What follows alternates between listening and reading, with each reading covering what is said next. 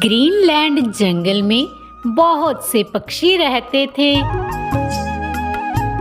उसी जंगल में एक कौवा परिवार भी रहता था। वह कौवा परिवार एकदम झगड़ालू किस्म का था और झगड़े का सबसे बड़ा कारण कालू कौवे का आलसीपन था। एक दिन कालू कौवा अपने रूम में सो रहा था और रंगीलो कौवी किचन में काम कर रही थी। हाय रे, एक तो घर का इतना सा काम, ऊपर से रिंकू के पापा हैं जो उठने का नाम नहीं लेते। ऐसा बोल रंगीलो कौवी कालू कौवे के पास चली गई।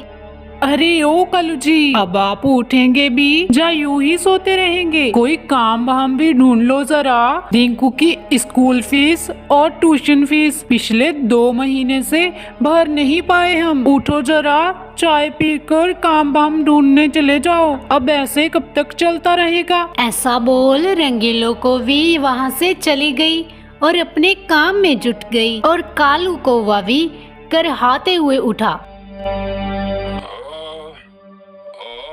मर गया रे, मेरी तो किस्मत ही फूटी है।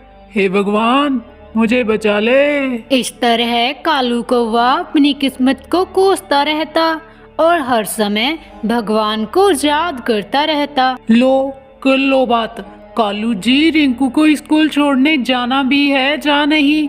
पहले ही वे कितना लेट हो रखा है। हाँ रंगीलो, मैं अभी जाता हूँ। चलो रिंकू बेटा। इतना बोल कालू कौवा रिंकू को स्कूल छोड़ने के लिए निकल गया। रिंकू को स्कूल छोड़ने के बाद वे रास्ते में एक झरने के पास रुक जाता है। मर गया रे, भगवान मुझे बचा ले। मैं क्या करूं, मेरी फूटी किस्मत का। कालू ऐसा बोल ही रहा था कि तभी उसके सामने एक परी प्रकट हुई। अरे कौवा पक्षी, क्या हुआ?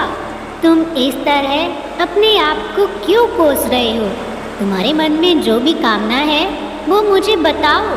मैं एक इच्छा परी हूँ और अब जो तुम्हारी इच्छा है मैं उसे पूरा कर सकती हूँ। इच्छा परी की यह बात सुनकर कौवा मन ही मन सोचने लगा।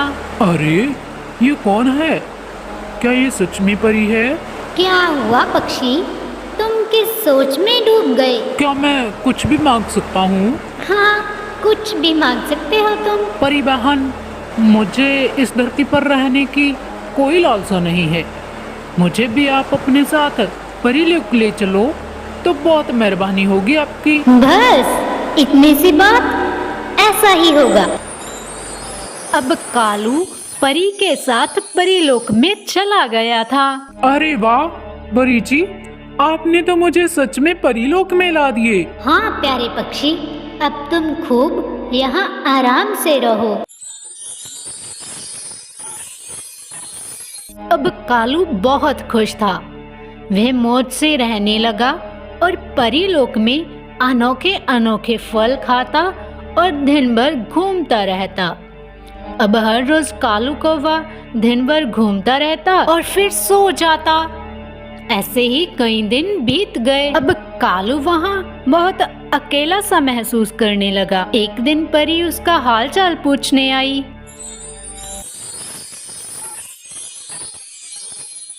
क्या हुआ कौवा पक्षी? कालू बहुत उदास व मायूस सा होकर परी की ओर देखने लगा। दिन तो मौज से कट रहे हैं ना? परी जी, दिन तो बहुत मजे से कट रहे हैं, लेकिन मैं बिल्कुल अकेला हूँ। मुझे मेरे साथियों की बहुत सी याद आ रही है। अगर आप उन्हें भी यहाँ बुला लेते तो बहुत अच्छा होता। अगर ऐसी बात है तो मैं तुम्हारे साथियों को भी बुला लाती हूँ।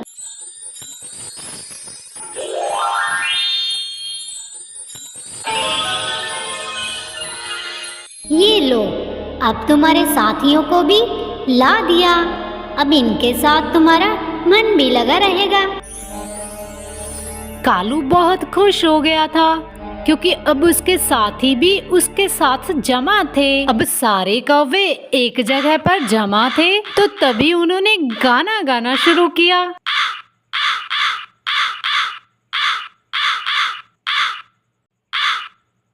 कौवे की काय काय की आवाजें सुनकर इच्छा परी फिर से वहां पर आई। ये क्या कर रहे हो कौवा फैमिली? तुम्हें पता भी है तुम्हारे कारण पूरे परीलोक की शांति भंग हो जा रही है। परी बहन, लेकिन हम तो गाना गा रहे थे। हमारे गाने से हमारे मन को शांति मिलती है। लेकिन ये धरती नहीं है, परीलोक है और यहाँ आपकी आवाजें काय काय की नहीं चलेगी।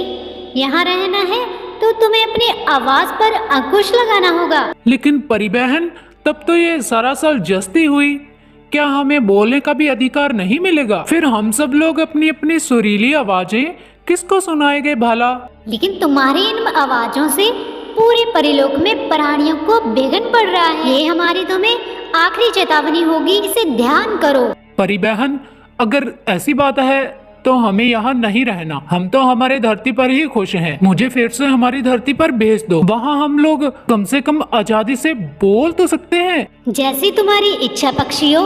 अब जब तुम्हारी इच्छा ही पृथ्वी पर जाने की है, इसमें अब मैं क्या कर सकती हूँ? चलो, मैं अब तुम्हें तुम्हारी पृथ्वी पर भेज रही हूँ। कालू ने जब पृथ्वी पर जाने की बात सुनी तो वे खुशी से चिल्लाने लगा। तभी रंगीलो कौवी फिर से कालू के पास आई और बोली, अरे ओ मेरी सासू के, किस मिट्टी के बने हो? ना जाने दिन में भी सोए हुए कौन सा सपना देखते रहते हो। अब उठ भी जाएं, रिंकू को स्कूल के लिए लेट हो रहा है। फिर कालू एकदम घबरा कर उठा।